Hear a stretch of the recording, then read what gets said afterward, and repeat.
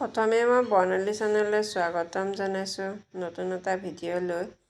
আজি মই বনাবলৈ লৈছোঁ বগৰী মিঠা আচাৰ। কেনেকৈ বনালোঁ আপোনাৰ ভিডিঅ'টোৰ সৈতে জনাম। যদি ভিডিঅ'টো ভাল পায় তেন্তে লাইক কৰিব, শ্বেয়াৰ কৰিব, লগতে থকা বেল বাটনটো অল কৰি দিব। মই প্ৰথমতে বগৰীখিনি ধুলোঁ, 4-5 দিন ৰ'দত দিলোঁ। ৰ'দত দিয়াৰ পাছত এয়া মই বগৰীটো ফালি ঠাৰি গুচাই এনেকৈ থৈ দিছোঁ।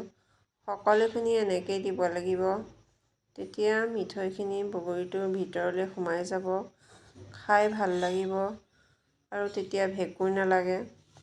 মই এনেকৈ গোটেইখিনি হৈ গ'ল দিয়া। এতিয়া মই জিৰা 2 চামুচ লৈছোঁ, পান মছলা 2 চামুচ লৈছোঁ, জোৰণি গুটি 2 চামুচ লৈছোঁ, জলকীয়া 5টামান লৈছোঁ আৰু ধনিয়া 2 চামুচ লৈছোঁ, কালজিৰা এচামুচ লৈছোঁ, তেজপাত 3টা এয়া মই ভাজি লৈছোঁ।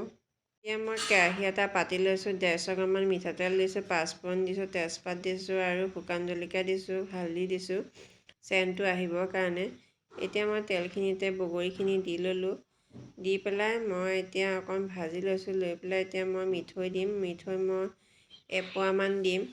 এপোৱা দিলে 1 কেজি বগৰীত এপোৱামান দিলেই হয়। বগৰীখিনি মিঠা আছিলে যিহেতু, সেইকাৰণে মই বগৰীখিনি এতিয়া লৰাই থাকিছিলোঁ।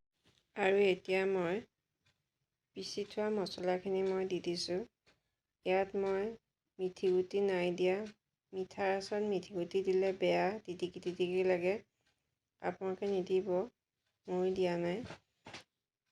আৰু এয়া মোৰ মিঠৈ যিটো ক'লা তেল, সেই তেলৰ নিচিনা ওলাই গৈছে। এয়া মোৰ হৈ গৈছে আঠা টাইপৰ। সম্পূৰ্ণকৈ আপোনালোকে দেখা পাইছে। যদি ভিডিঅ'টো ভাল পাইছে তেনে লাইক কৰিব, শ্বেয়াৰ কৰিব আৰু ছাবস্ক্ৰাইব কৰিব।